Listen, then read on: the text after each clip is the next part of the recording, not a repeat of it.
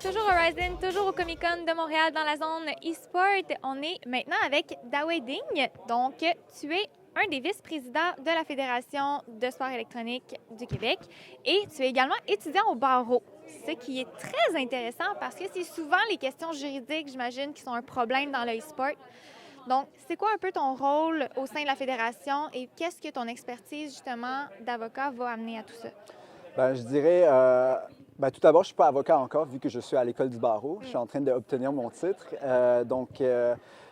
Comme tu l'as dit, une fédération dans le domaine du e-sports avec tous des dossiers comme l'exclusion, l'accréditation, réglementation, c'est beaucoup de lois. Donc, je dirais que moi, mon atout, c'est comme apporter les connaissances dans ce domaine-là, parce que ça fait longtemps que j'étudie puis que je sais un peu comment attaquer un problème légal. Donc, ça fait en sorte que la Fédé, par exemple, depuis que je suis sur le dossier de l'exclusion, ça a pris beaucoup plus de l'ampleur. On a réussi à avancer le projet, on a parlé aux bonnes personnes, on a interprété la loi de la bonne façon, nous, pour commencer.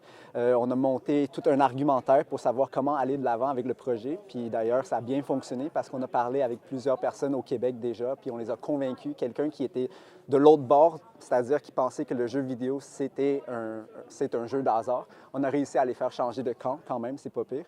Et donc, dans le fond, sinon, à part le droit, je dirais, j'étais un gamer compétitif de StarCraft 2 avant. Oui. Donc, je sais exactement le niveau de commitment que ça demande pour les joueurs. Je sais à quel point ils travaillent fort, je sais comment une équipe fonctionne.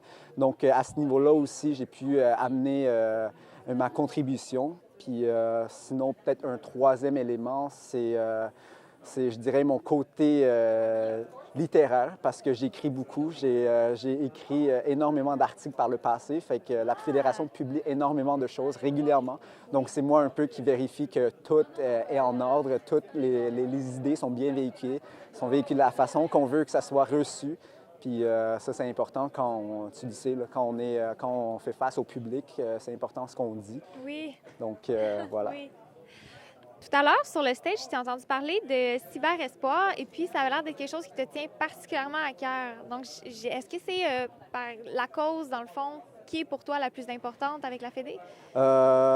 Toutes les causes de la Fédé sont importantes pour moi. Pourquoi j'ai exprimé peut-être une excitation lorsque j'ai mentionné cyberespace? Parce que c'est un projet au début que moi-même j'étais réticent parce que j'écoutais ça. Ouais. Je disais, c'est Patrick qui m'a parlé du projet au début. Je l'ai écouté, je suis comme, ah ouais, tu veux pousser ça chez les jeunes, comment tu vas faire ça? Tu es sûr qu'il y a des jeunes qui veulent devenir des pro gamers et qui sont prêts à investir du temps comme ça? Puis la soirée même, on dirait que c'était un signe du destin. Le coach d'une équipe sportive que je connais très bien, il m'a appelé, il m'a dit, Dawei, mon fils veut se lancer en gaming. Qu'est-ce que je fais? Le gars, il veut lâcher l'école. Qu'est-ce que je fais en tant que père? Je connais même pas ça, le gaming. Parle-moi donc un peu.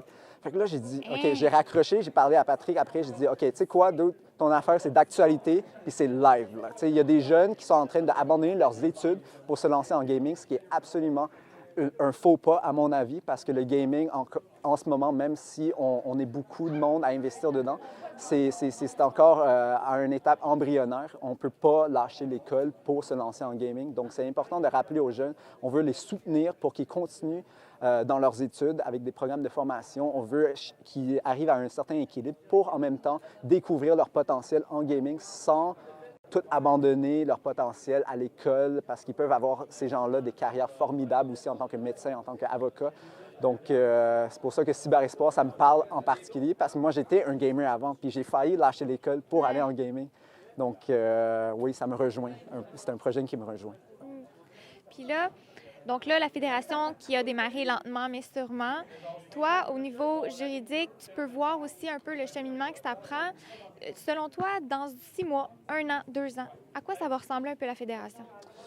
Dans 6 mois, dans 1 an. En ce moment, on est 4 administrateurs. On fait tout un peu par nous-mêmes, ce qui est difficile par moment parce que, on est 4 cerveaux, on a toutes des choses à faire aussi dans notre vie. Des fois, c'est très difficile de réunir tout le monde pour avancer. Fait que je dirais que dans 6 mois, dans 1 an, déjà là, avec notre sortie, on a reçu beaucoup de demandes, des gens qui veulent s'impliquer au sein de la fédération, qui veulent être bénévoles, qui veulent nous fournir services comptables, services juridiques. On a eu toutes sortes d'invitations comme ça pour les contacter. Je pense que dans 6 mois, ce qui va arriver en premier, c'est que la fédération va expandre son personnel pour pouvoir répondre aux besoins, parce que les besoins vont demander énormément de ressources, vont demander énormément de temps, puis 2 têtes valent mieux qu'une. C'est toujours bon d'avoir plus de monde sur un projet.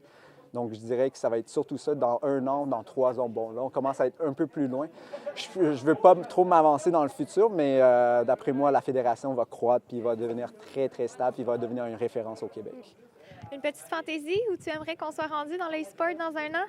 Ah, j'espère qu'au Québec, le e-sports, en fait, d'abord, que ce soit plus considéré comme un jeu d'hasard, qu'on sort totalement de ce lot-là. Qu'on règle ça, Oui, qu'on règle là, cette affaire-là, parce que ça commence à être un boulet de fer, qu'on est comme un peu tanné de le traîner.